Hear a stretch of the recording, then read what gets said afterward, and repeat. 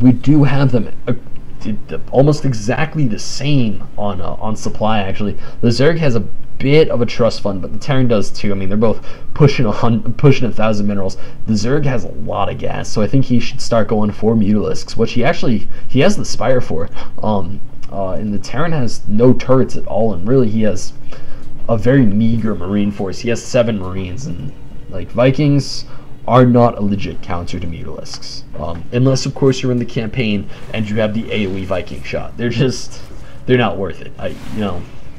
Mutalisks absolutely destroy Vikings, as I'm sure we're about to see right here, because the Mutalisks have better AoE, and splash wins essentially in almost every engagement ever. The units that have splash are going to win. It's extremely difficult, especially for units that have like missiles that have travel time. The splash units do almost always win. And we do have, this is an ill-advised boss right here. 4 tanks up at the top of the ramp. Oh, this is going to be a massacre. Ooh, that was not... Oh, don't go in. Don't go in. Oh, 2 of them managed to escape, but oh my god. Holy tank indeed, part machine. Holy tank indeed. Both of those rashes are going to get cleaned up pretty easily by that Marine force, and this just turned into a very bad situation for our Zerg player. He does have like 6 roaches on the way, but it's still, it's not what you want. This is not the situation that Zerg players are praying for. They're not like, man, I really hope I fail a Baneling bust and lose my entire army. Or at least no Zerg player I know, including myself, does that. It's just, you don't wish that you lose your entire army. It's just not common sense. It's just not sensical. We do have 6 tanks. Ugh, this is getting pretty nasty. We have 6 tanks, we have 16 Marines, and a Marauder just chilling because, you gotta have those Marauders out on the field. We do have Vikings up in the air, 4 Vikings and 3 medevacs, so this army is actually going to be extremely effective. What's standing on the bottom? Oh, we have some Mutalisks. This is ripe for the picking right now. I think that if he does some smart plays and just swings in and tries to force his enemy's army back, because honestly there's nothing here to defend these units. He could smash through his entire enemy's essential supply line, because putting supply depots 6 in a row right here is just begging for somebody to come along and just roll through all of them and just set them all on fire. We do have SCVs going down, but as that's occurring, we have the push happening. This is an extremely potent push. I don't expect anything like this. Is bad for the Zerg. Really, really bad for the Zerg player. I mean, we do have missile turrets coming up, but the Zerg player is not paying attention. How many workers did he actually kill? He's killed 10. Wow, that's pretty good. Nice and impressive. We do have a couple of Mutalisks popping out, but honestly, you need like 10 Mutalisks to deal with this amount of to deal with 4 Vikings. Well, actually, let me rephrase that. You need like 6 Mutalisks to deal with 4 Vikings, not so much 10. But you do need more than 3. You at least want to be on even ground with the Viking count, and with reasonable micro and just getting in and actually like killing them instead of just trying to fly away. You will in general kill them. We do have 7 Mutalisks running away. Still no missile turrets. Actually, no, 2 missile turrets. 2 missile turrets completely surrounded by SCVs. Ooh, that's quite a few missile turrets. This is 5.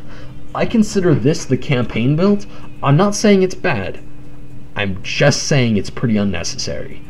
Typically when you're fighting Mutalisks, especially when you know that the Mutaball is pretty small, because he's basically seen a full count on every one of these mutas. He's fought them before. He knows that this isn't going to be like that emergency situation where like 40 Mutalisks swing into your base really, really late game and just clean up everything. And we do have the hatchery go down, and I would expect the GG really any moment now. I don't see anything that the Zerg player could really do to come back into this. He has a lot more supply, and actually their economy I think is pretty even.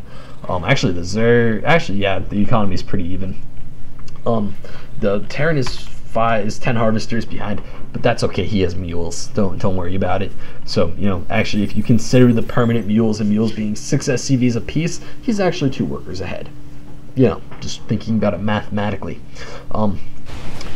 And we do have so many missile turrets. Oh no, this is awful for the Zerg player. He just needs to get the hell out of there. This is never going to end well for a Zerg player. Trying to playing chicken with missile turrets is not a good strategy. And where's he going? Is he gonna check the third? He better check the third. Because let's be honest here, the Terran player would be dead right now if he had never expanded this entire game. Go check the third. Alright, he's checking the third, and there's 5, building the 6th missile turret up there. And oh god, man, that's gotta be the most depressing feeling in the world. And there we go, Part Machine calling the GG. Oh, I feel so bad for him, really. So, anyway, guys, this has been the Big Man Boisterous coming to you with this, some, action from the Zajet Star League. You guys can check it out at Zeek.com. All those links are going to be in the description for this video. I hope you guys enjoyed this commentary that I've brought to you. You can check out all of my other commentaries over at youtube.com/user/boisteroussc2. Also, if you want any of your games commentated, feel free to send them in to boisteroussc2@gmail.com. And guys, Thanksgiving's coming up. This is the perfect time to tell all of your relatives to start watching Boisterous. The perfect time. I mean, just, spread it out, Grandma Phyllis, go check out some Boisterous. It's a pretty awesome, StarCraft 2, it's a pretty awesome game. You should watch some videos on it. You guys should go check out Boisterous. It's pretty awesome. So, yeah, I think that's all I wanted to say for this video. Congratulations to the Space Cowboy. I really hope that this name is because you just didn't want to name yourself the Gangster of Love, or maybe the Gangster of Love is just too long. But I want some response on why you named yourself the Space Cowboy, because I'm guessing that you just didn't want to name yourself Maurice. And I think I've beaten that joke into the ground enough. So anyway, guys, this is Boisterous signing out.